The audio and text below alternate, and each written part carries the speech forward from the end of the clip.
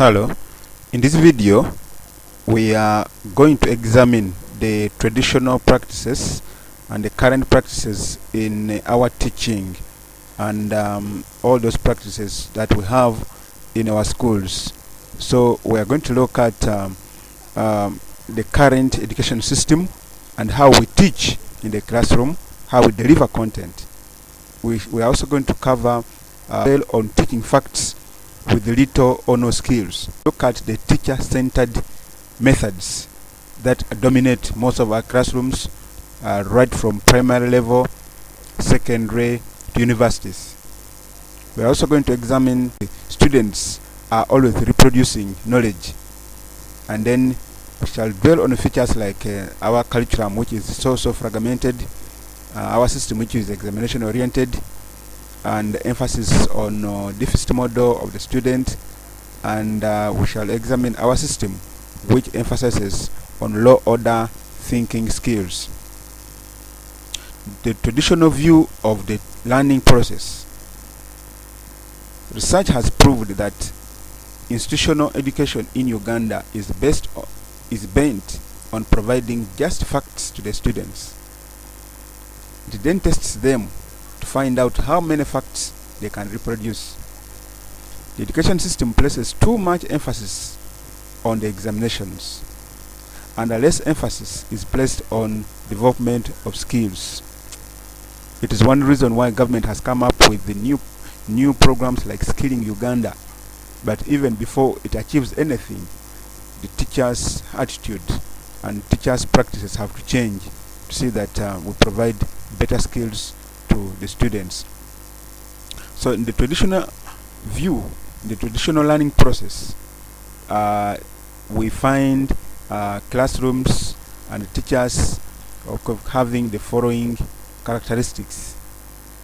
So one of them is that it is teacher-centered. So many still see the role of the teacher as a dispenser of information. He or she stands in front talking from morning to evening, from the beginning of the lecture to the end. The role of the teacher, the role of a student, is that of a passive receiver, storer and repeater of the transmitted information. And of course they have to cram this in order to pass the examination. So the student copies notes either from the blackboard, or the teacher simply dictates all the notes, and the student writes down. Sometimes what the students write may not be correct.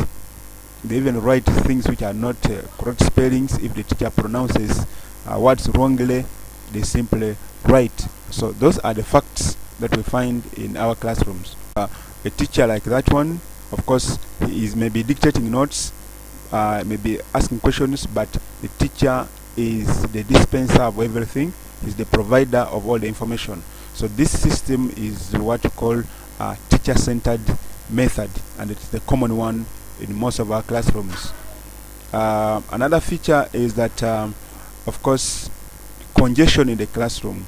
Their students are simply too many in one classroom, and the teacher cannot really establish and learn all the traits and all the behavior of all the students. So a teacher cannot really find the weaknesses and see how he or she can help the students to improve. Secondly, of course, that congestion also limits the students' participation and the teacher's closeness to the students. So ICT can play a role in solving some of these challenges by using modern methods of communication. Our learning and education is so theoretical. Students have to read such hard books and have to cram most of the concepts and be able to reproduce that information to do an exam. Learning is hard. That is the way the system is. It tries as much as possible to show that learning is hard. Teachers set questions. They deliberately set very hard tests, and when they see students really sweating in the examination, they really feel that, yeah, they have done something great. So those are some of the challenges. The curriculum focuses on lower thinking skills. So lessons focus on low order thinking skills, which we call LOTS according to the Bloom's taxonomy. This involves remembering, remembering the facts, simply cramming those facts, and reproducing them in the examination. So memorizing is the order of the day. Parents always encourage children to memorize. Students and teachers encourage children to memorize those facts so that they may pass and move from one class to another. So can a student recall the answer? That is the order of the day. Students have to recall those facts and be able to perform better.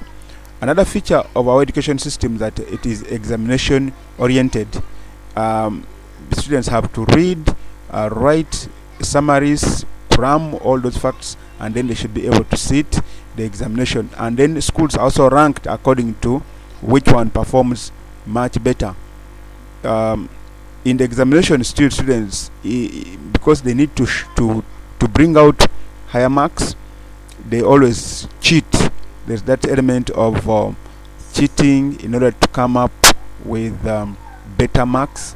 So you try to think about why the students continue to cheat. Even the bright ones also try to come in with some kind of what we call bullets, sassy, to be able to perform better. So analyze that slide well. Also look at our education system here. If you see this picture saying that for a fair selection everybody has to take the same exam, please climb that tree. Now which animal will climb the tree faster than the other? So this is the way our examination system is. Schools are not at the same level and they're tested on the same exam, and that's why we see that some areas are lagging behind. And then the teacher, of course, the teacher is the source of all the information. Is the one who has to do the research, the one who has to lecture, is the one who has to deliver content, just like this concept of banking theory of education, which was brought up by that Brazilian pedagogist called Paulo Freire.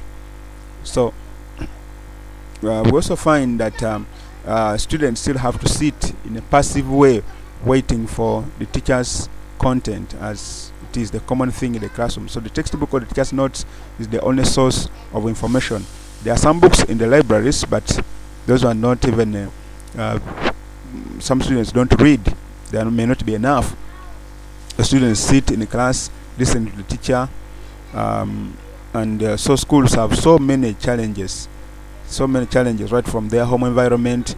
We also find the challenges still on their way, challenges in the gender, challenges in school.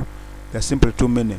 We also find the problem with the curriculum. Our curriculum is so fragmented. It's based on subjects, say like physics, chemistry, commerce, rather than on themes. Therefore, learning is facilitated by breaking content into small isolated units.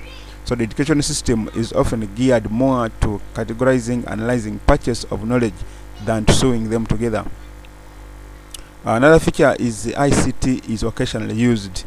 Apart from just of recent, when the government has provided computers to schools, this still remains a very big problem.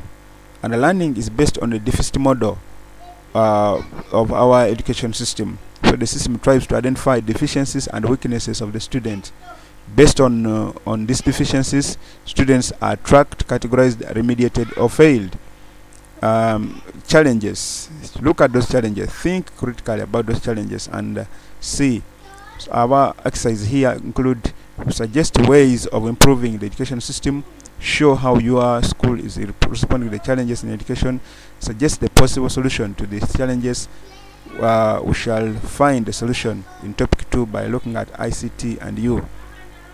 Take note that the world is changing. If you don't change with it, the world will decide it no longer needs you. So we must have a change.